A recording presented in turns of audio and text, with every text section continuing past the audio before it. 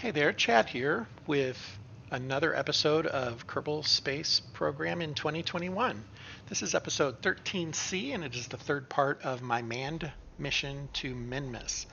We will join the mission already in progress with Jeb preparing to descend to the surface of Minmus. Enjoy the episode. So this is fairly eccentric orbit, and that's fine. Nothing wrong with that. What this will do is give this time to move as we come around. I'm going to go ahead and speed up time, and you can see the planet spinning. I'm going to go one full orbit, and then we will try to land on that spot there once it's in the sun. Okay, and now it's in the sun. So landing on Minmus is actually pretty easy because, again, its gravity is so minimal.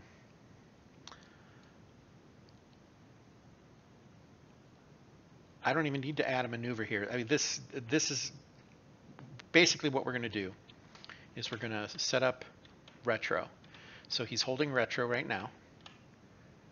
We're going to get to a spot right about here, and I'm going to do a full burn on the engine until the periapsis drops, and it basically has us just falling to the planet, right, the moon, the satellite, right about here. Pretty straightforward. So I'm going to actually wait until here to fire it. You got to hit the right buttons though to get time to warp. I'm sitting here smashing the cancel time warp button, not knowing why it's not going faster. Okay, right.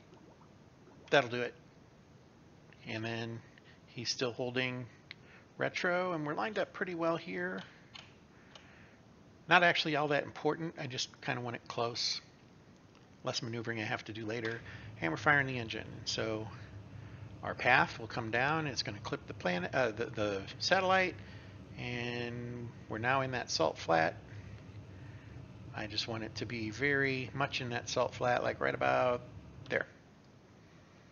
So we're basically falling straight to the planet right now. Now I could say I want to move over a little bit for whatever reason. We'll just do a little bit of that.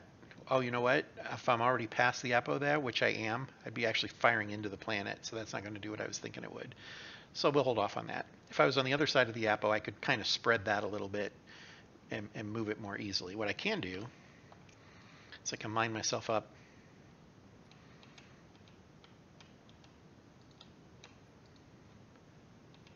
parallel to the tangent of the planet and accelerate for a moment.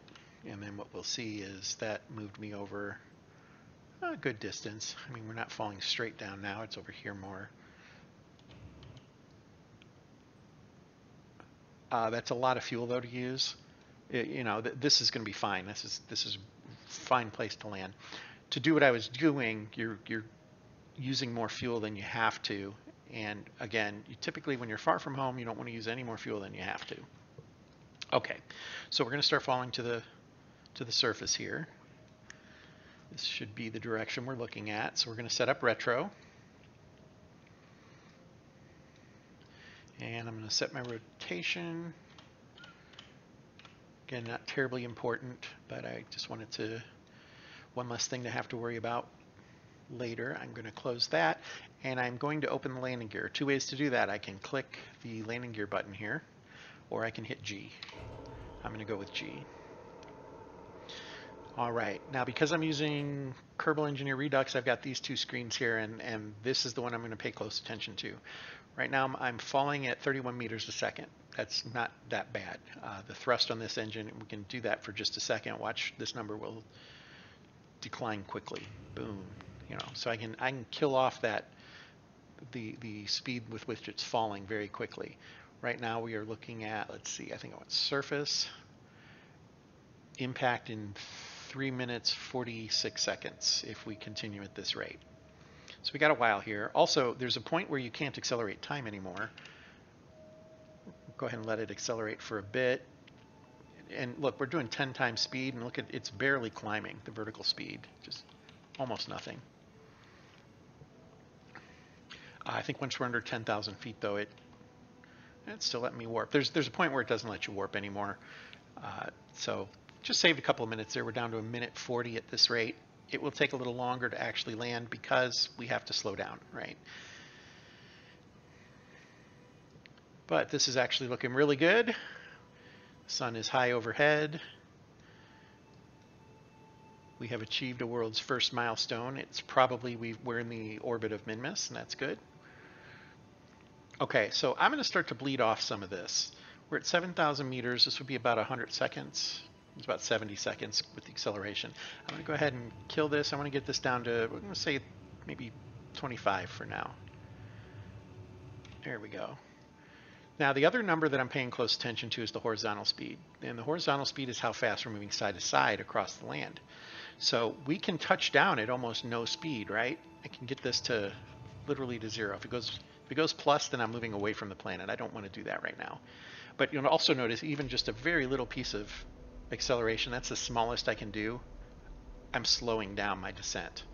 Eventually I would be pulling away from the planet, and that's as small as this engine can do right now. So that's something to keep in mind.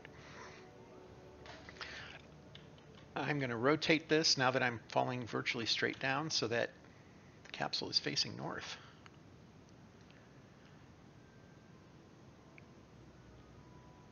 Yeah, I did not do that right though. I think I went it this way. Yep. There we go. All right. The horizontal speed. So if the vertical speed is 0, clearly we're not going to smash into the planet. But if our horizontal speed is huge, we're going to be sliding across it at a ridiculous speed. And so we have to kill that off as well. That can be a little more tricky, particularly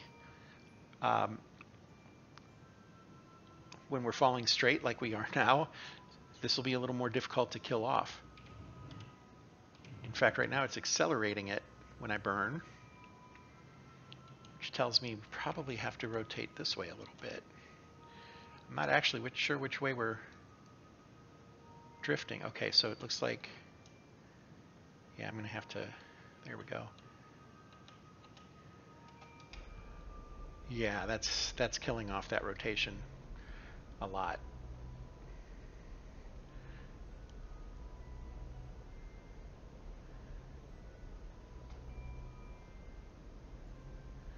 Get that as close to 0 as possible.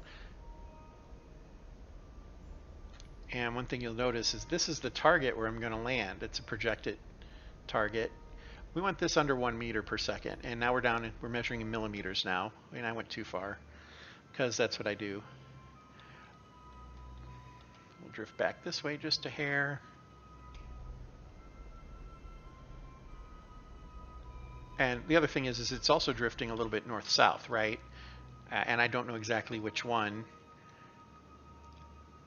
So I'm under 1 meter per second in that drift. I'm going to live with that. Oh, I hit the wrong button there. That is always catastrophic. What I probably could do is see if I'm, yeah, see I'm drifting what I would refer to as north just a little bit. So we'll bring that number down, and that's where it's at. So we're drifting at about 1 foot a second side to side. I think that's, I'm happy with that.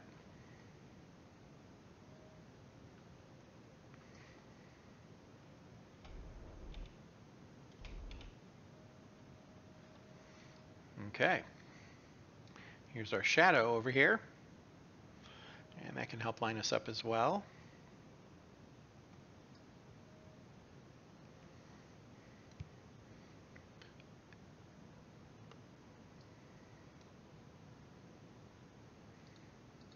Yeah, that's some of what I was not paying attention to. I was locked on orbit, I think, which is why it was off center. Now that we're on surface, it's measuring our relationship to the effectively a particular spot on the surface of the body. And this is coming down. That's interesting. I'm not quite sure why that would be, because we're not applying any force. But okay. We're at 41 meters a second. I'm going to need to kill that off. Let's get that back down to 20. Notice we're at 279 meters per second of fuel left in this stage. Okay, there we go. We have 1,700 meters per second in the next stage, which is just this rocket, basically. That's because all this weight will go away when we cut it away. Even though it's only one of 4 tanks, we're going to lose that much weight. That includes that much more fuel.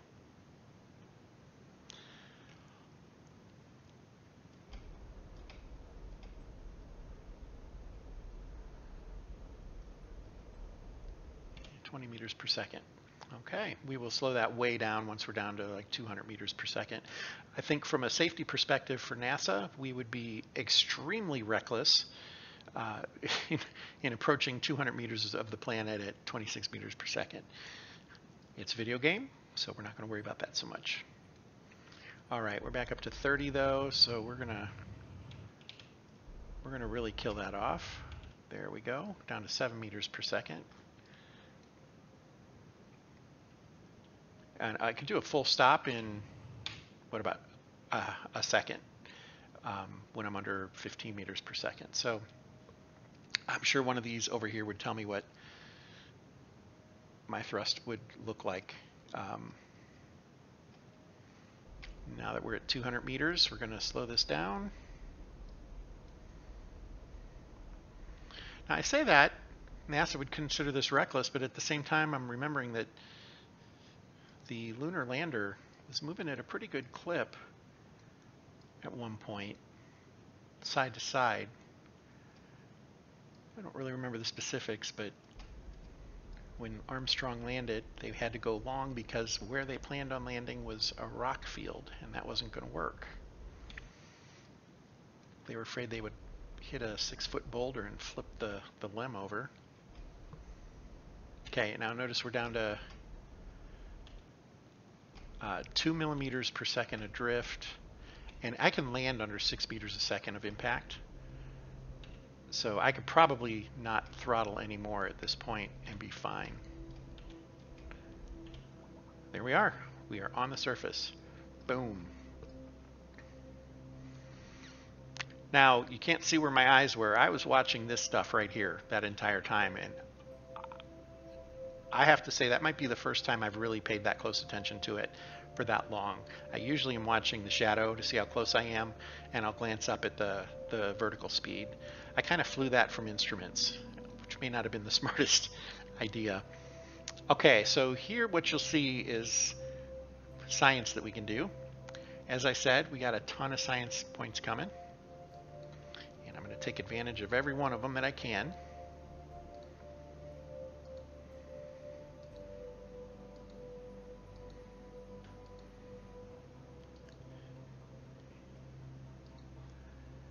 Even do the EVA report.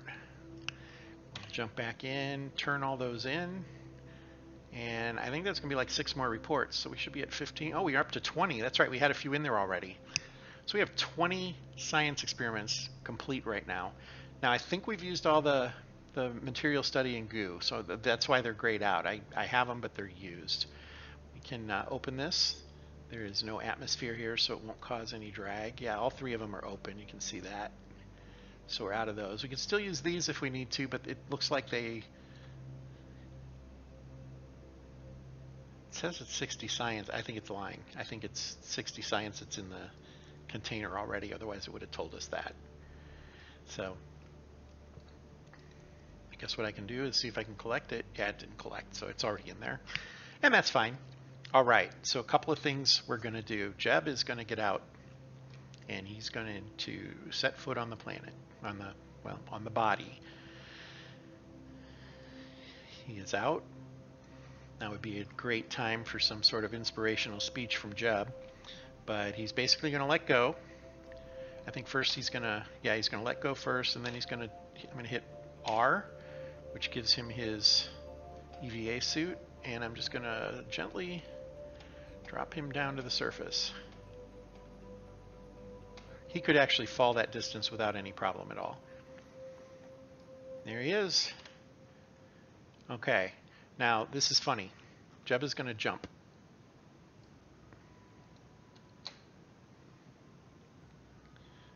So because of the reduced gravity, that's how high Jeb would jump.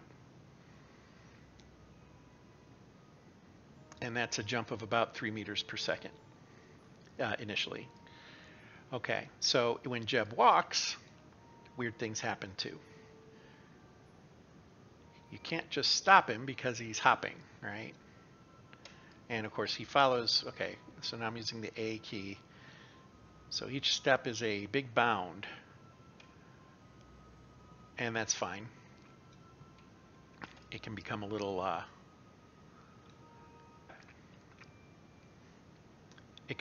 awkward to control him if you want to do fine movements, because he moves in the direction you're facing, but I can't change it while he's in the air, basically, or not touching the surface, I guess is a better way to say that, because there is no air here.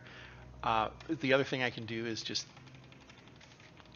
rapid clicks on the keys that I want him to move in. That's a different alternative. Okay, so what Jeb is going to do, if I right click on him, he can lower his visor, get a good Jeb shot there. He could remove his helmet, but that would kill him. We're not going to do that. He's going to do an EVA report. He might already have this one. Again, it's not showing up over here, so it might be considered completed. But here's the big deal. There's actually two big deals. We can only do one of them. We don't have the HQ, I think is the one. Maybe it's the research and development. It's not unlocked. Whoa, what happened, Jeb? Something scared him. We don't have it unlocked to the point where you can do soil samples. So we'll have to come back to Minmus to get a soil sample, which is a ton of science points. But what we can do is plant a flag. And he likes that idea. And there's our flag. And then we get to name the site. I usually do something silly, like first step.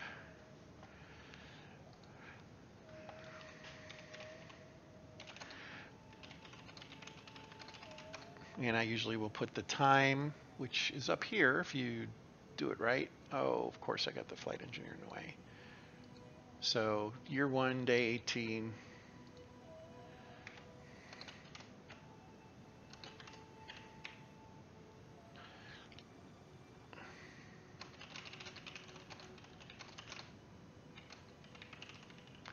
Something like that.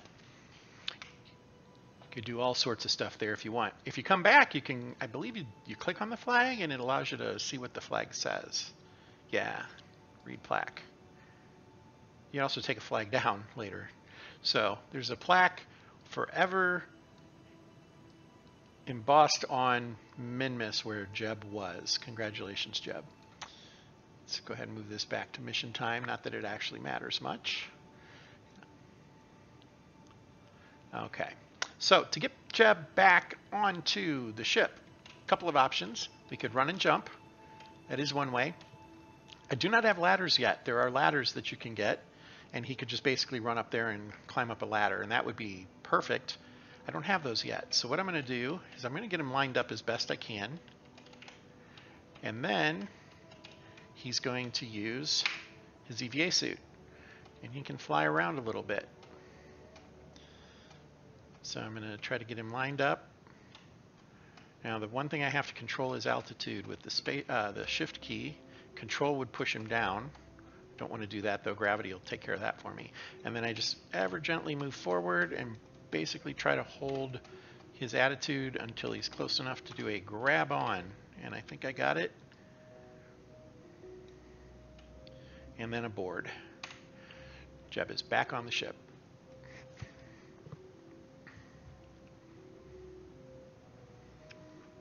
Thank you for your service, Jeb. So I mentioned earlier that you don't want to leave any fuel behind. We are going to kick this off. There's still 180 meters per second of fuel in these tanks. And if I check my chart, that is exactly how much it takes to make an orbit around Minmus that does not run into any, well, it's a 10 kilometer, so 10,000 meters. That should not clip anything, any mountains. Minmus does have some high peaks. I think they're all under 9,000 meters. There might be one that's at 11,000. I don't remember. Right? Odds are we'd be clear. Never tell me the odds, right? Okay, so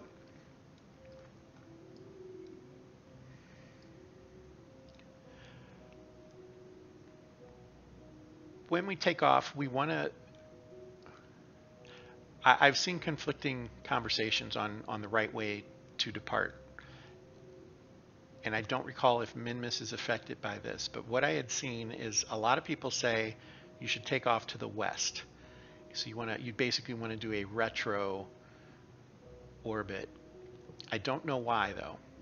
So typically when I leave the moon or Minmus, I will usually go as though I'm launching off of the planet. And I will go to the east. So that's part of the reason I wanted to rotate so that I was lined up this way. So when I go, I'll basically just tilt over like I would if it was a launch from Kerbal Space Center. And I'm good to go. That will send me around this way. And we'll go around, we come back, and then basically when we're on the far side, although I'm not, I guess this is technically the far side. So when we get to here, I could do a burn to start to move in. That isn't always the smartest thing. There's also another series of discussions about where the right way to break out of your orbit is. And I think you actually want to do it when you want to move in. You want to send it out so that it breaks free from here and then it is in orbit around the next body, and then we can adjust the orbit there. Honestly, we have plenty of fuel. I don't think any of this is going to change the outcome of the mission. I'm not going to worry about it too much. So my plan is I'm going to do an easterly departure, get myself in orbit. When I'm out here, I'm going to start the trans Kerbin injection to move me back in towards the planet. And then we're just going to let Sir Isaac Newton take over from there. So, all right, flag is there. Jeb is on board. We will set this. Also, you will notice that almost no pressure at all will lift this off the ground. That's not quite enough, but that is plenty. So that's what we're looking at. Do not need a lot of power.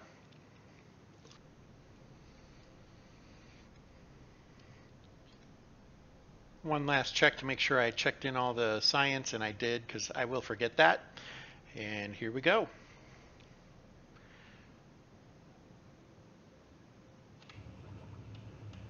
I'm going to immediately turn sideways. You can see we already have an altitude maxing at 2,800. Get that to about 10,000 and I'm good. And now we just want to circularize the orbit. In fact, honestly, we could just accelerate. There's only 33 meters a second left in this stage. We do have a crew report we can do. We can do that without everything else. Let's do this. Let's use that fuel. Okay, that one's done. We're going to come in here and we are going to let those pieces go. They may not break when they hit the surface. They will possibly not be moving fast enough. But with that done, we're effectively in free fall. So we have 1,700 meters per second of thrust remaining. I'm thinking I'm going to go ahead and just push this until I escape Minmus, which won't take a whole lot. There it is. So it took less than 100 from where we were of meters per second of speed. So we come back out here. Those things should be long gone. Can't even see them at this point. Probably should have watched that. Watch them fall away from us, but ultimately we are heading that way now, which put us closer to the planet.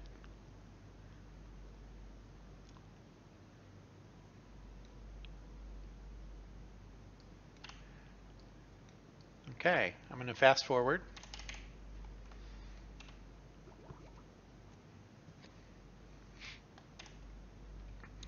The speed, the fast forwarding should end when we change the body whose sphere of influence we're in. So when we cross this line here, it should slow back down. We're at 1,000 right now.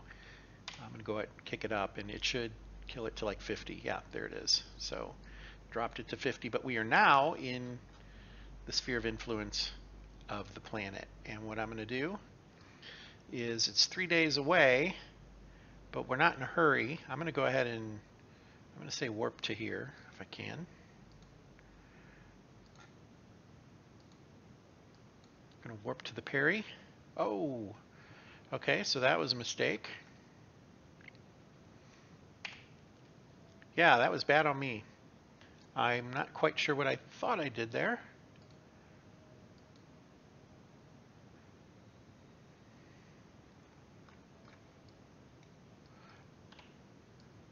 There we go. All right, we're at the Apo. I'm going to go ahead and set up a retro and fire away. And this will quickly drop, and we want to get it to about 100,000. Whoops, way too much. And this is a situation where that would be probably fatal. We would hit the planet. It's so fast the ship would incinerate very, very quickly. So let's back that out, put it just above the atmosphere. There it is, 71,000. Perfect. We still have 1,480 delta V left. And then what I want to do, so we could just drop into the atmosphere, but we would be going so fast that the heat shield wouldn't take it probably. Also, I limited the amount of ablator on the shield to save weight. What we're going to do is use fuel to slow down our speed to put us in an orbit immediately around Kerbin. So we're gonna warp to here, just 20 days away. That's a lot of time. We are way, way, way out there right now. That was because of my screw up. I'm not quite sure what happened there, though. It clearly said it was like 8 days away, and it skipped right past it and went to 50 days. So we're picking up speed. So our orbital speed when we get in here is going to be quite high.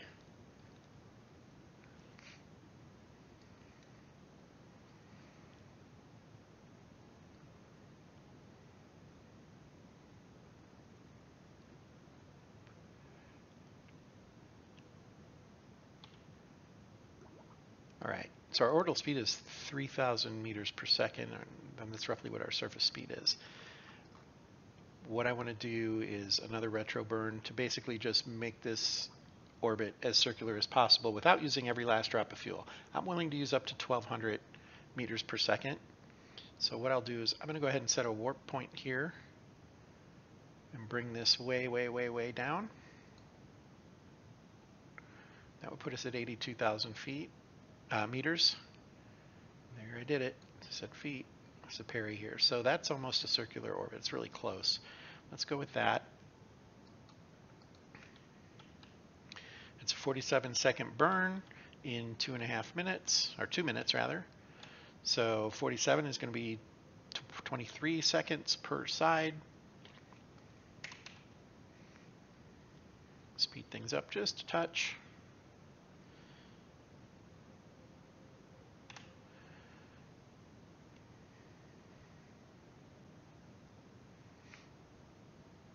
We will be planet side in no time. Here we go. Again, I want to save some fuel just in case there's anything that comes up where I would need to maneuver. Shouldn't. Not something that will probably happen at this point. But we will need to reduce our speed still a little bit to catch the atmosphere. What you'll notice is we're bleeding off the speed of our orbit. We were over 30, I think at 3,200 meters per second, and we're basically slowing down because we've changed the orbit. The difference is enough that would be the problem with heat coming straight in. Now you could do it with enough heat shield. I just had intentionally limited the heat shield. Okay, and we will be catching atmosphere at this point because the Perry is below 70,000. and that's okay. Let's kill that. I'd prefer to land in the sun. We're in the sun, and here's our space center. I think what I'm going to do is I'm going to get to about here, and then I'm going to slam on the brakes and see if we can just drop right about here. This is not how NASA does it, by the way.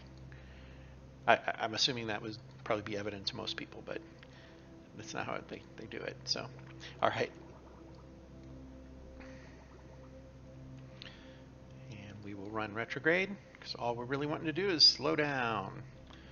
2,200. So we're 1,000 meters per second slower than we would have been if we had done that orbit from all the way out there. If we had dropped it down into the atmosphere, then we would have hit the atmosphere 1,000 meters per second faster. That would be significant heat. I'm going to probably put my landing spot around here. So basically, going to have this drop, and there it is, and we'll hit it right. Let's do there. Now this will start to drift. You know what? I'm going to do it a little closer, because once we catch friction of the atmosphere, it's going to slow down. I probably went a little too far. We're probably going to end up in the mountains. And honestly, the mountains are not a great place to be. So I'm going to push it out a little bit. There we go. The mountains are not a great place to be because you can be above where the ground level can be above where your chutes would open. You can change that.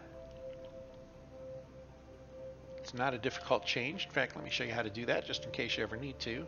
Put your right click and you can tell it what altitude to open the chutes at. The minimum pressure keeps you from accidentally opening it out of the atmosphere. And you can adjust that. We wouldn't want to do that. It's set to 0.04 for a reason.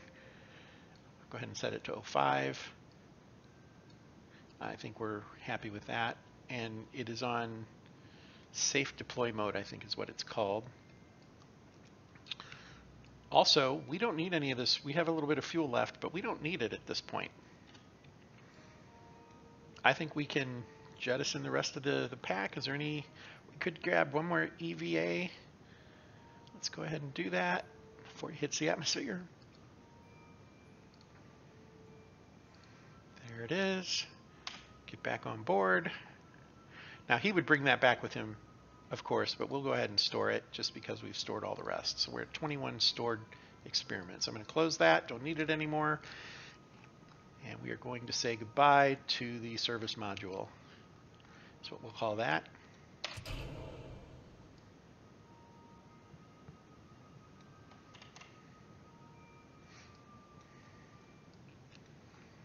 And we want Jeb to maintain retro attitude. So he will fly this back pretty well for us. He's pretty good at this part. Still plenty of battery because we kept the battery. So there's the battery itself, and there's some built-in battery to the capsule, as well as some monopropellant. If you don't have anything that uses monopropellant, you might as well get rid of this because it's weight. And I didn't need it, and I always forget to take it off. But you can always take it off if you don't have a use for it.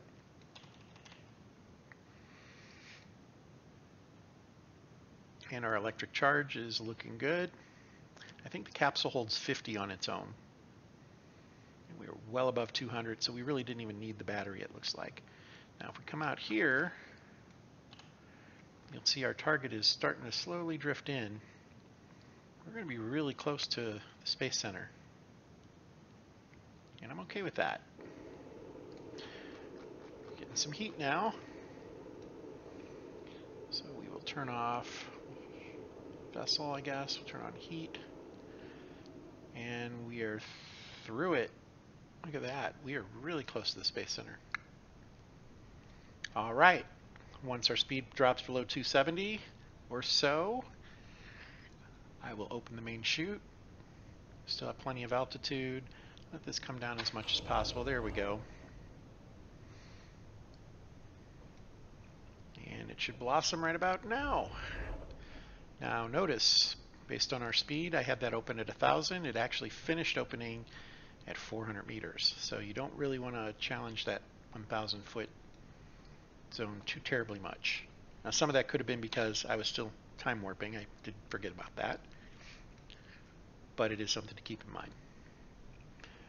No experiments at this level, and that's fine. I didn't expect any.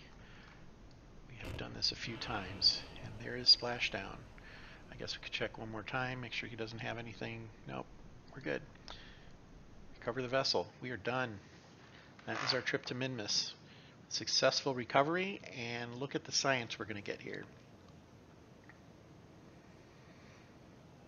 847 science points. I'm going to be able to work with that. We also gained a lot of money. That's going to be enough to upgrade the research and development facility. Let's do next. So next is parts. Really wasn't expecting a whole lot to come back from the rocket. That's fine. And next on Jeb. Upgraded. He earned 6 more experience points. He's at level 2, and that's good. That'll give us a little bit more to work with Jeb. And then let's look at our world first milestones.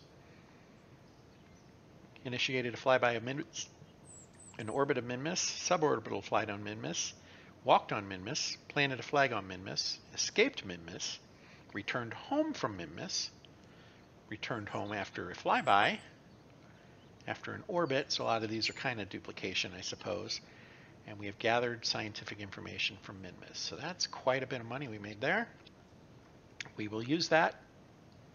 That's going to do it. This has been a really long episode. I think it'll probably end up being 3 different YouTube videos. But thanks for watching. I hope you learned something. And until next time, fair travels.